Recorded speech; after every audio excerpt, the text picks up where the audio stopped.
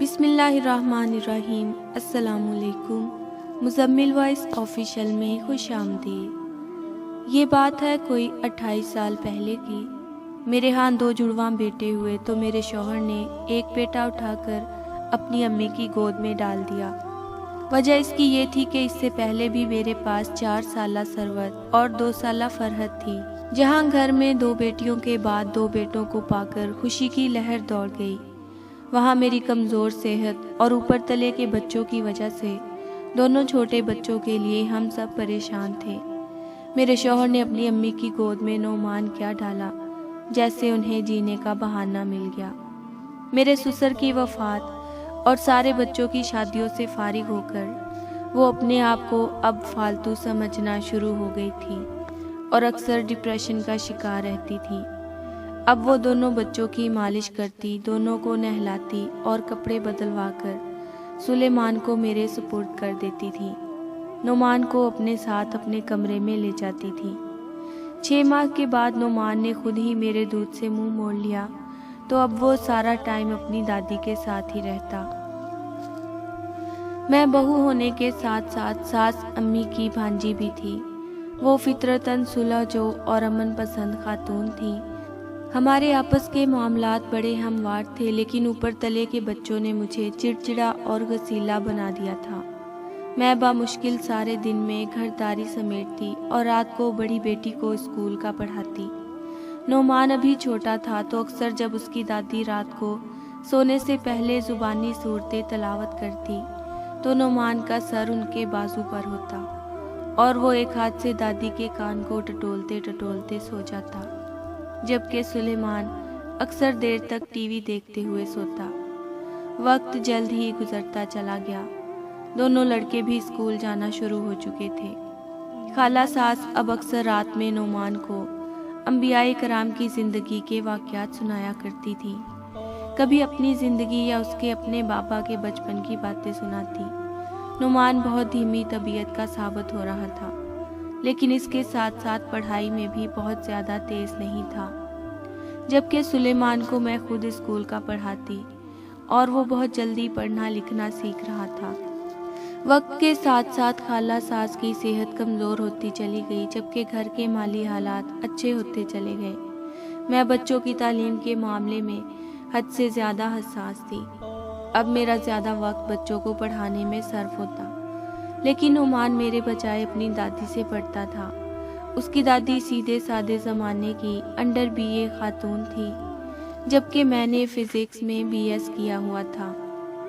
5ویں جماعت تک دادی نے اسے اردو، انگریزی، معاشرتی علوم اور جنرل سائنس میں طاق کر دیا، لیکن الجبرا، جیومیٹری، حساب وغیرہ میں نعمان کافی کمزور رہ گیا۔ میرے اپنی ساس کے ساتھ کبھی اختلافات نہیں رہے تھے، لیکن اب نعمان کی تعلیم کی وجہ سے مجھے ان سے کچھ چڑ ہوتی جا رہی تھی۔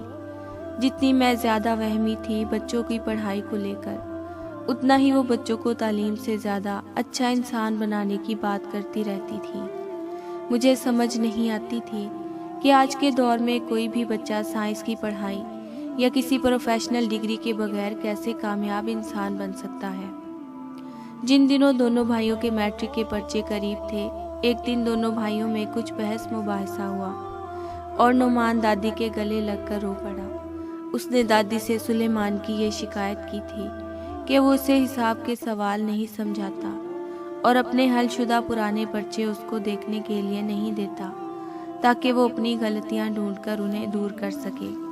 جب میں نے سلیمان کو سمجھایا کہ بھائی کی مدد کیوں نہیں کرتے تو اس نے جواب دیا کہ میں اپنی کلاس میں کسی کو بھی اپنی کاپیاں یا حل شدہ پرچے نہیں دیکھنے دیتا۔ میں نے بڑی محنت سے اپنا کام کیا ہوتا ہے، یہ بھی اپنا کام محنت سے خود کرے اور مجھ سے کوئی امید نہ رکھے۔ تب بچے چھوٹے ہی تھے، اس لیے میں نے زیادہ نوٹس نہیں لیا۔ سلیمان انتہائی محنتی اور ایک نمبر کے لیے حریص اور کسی حد تک خود غرض ہوتا تھا اور مجھے اس پر فخر ہوتا تھا۔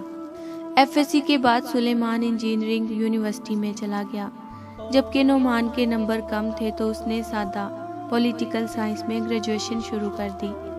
میری دونوں بیٹیاں بھی پڑھائی میں اچھی تھیں، ان کی شادیاں تعلیم ختم ہوتے ساتھ ہی کر دی تھیں۔ مالی طور پر اب ہم بہتر پوزیشن میں آ چکے تھے۔ سلیمان ہمیشہ ہمارا قابل فخر بیٹا رہا، جبکہ نعمان پڑھائی میں نہایت اوسط درجے کا طالب علم تھا۔ انہی دنوں خالہ ساس کو فالج کا اٹیک ہو گیا۔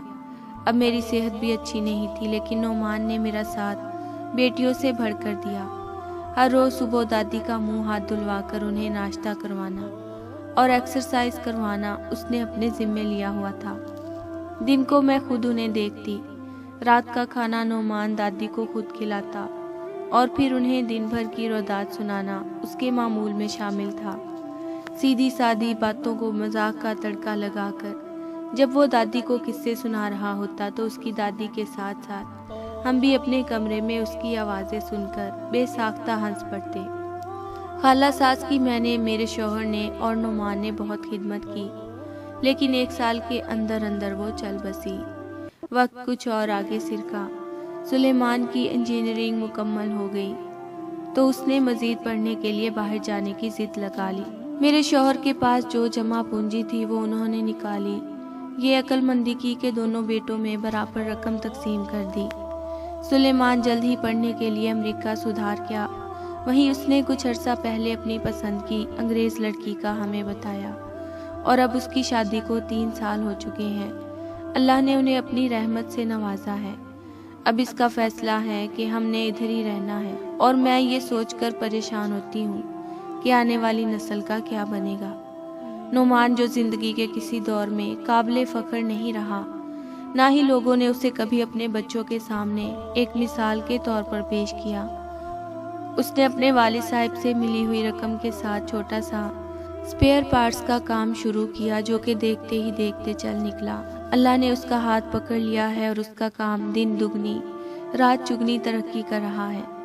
اس کے ایک سے زیادہ کام ہیں اور ہر جگہ کامیابی اس کے قدم چوم رہی ہے۔ آج اس کا کام پاکستان سے باہر تک پھیلا ہوا ہے۔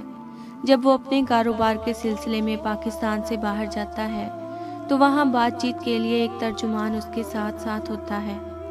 اس کی شادی میں نے اپنی نند کی بیٹی سے کی ہے، اور وہ بھی اللہ کی نیک بندی ہے، جس کے پاس بے تحاشا مال و دولت ہے، لیکن وہ ایک بڑی متوازن زندگی گزار رہی ہے، جس میں اچھا لباس، اچھا کھانا پینا، اس کا اپنا حلقہ احباب، ملازمین سے محبت، عاجزی اور غریب پروری شامل ہے۔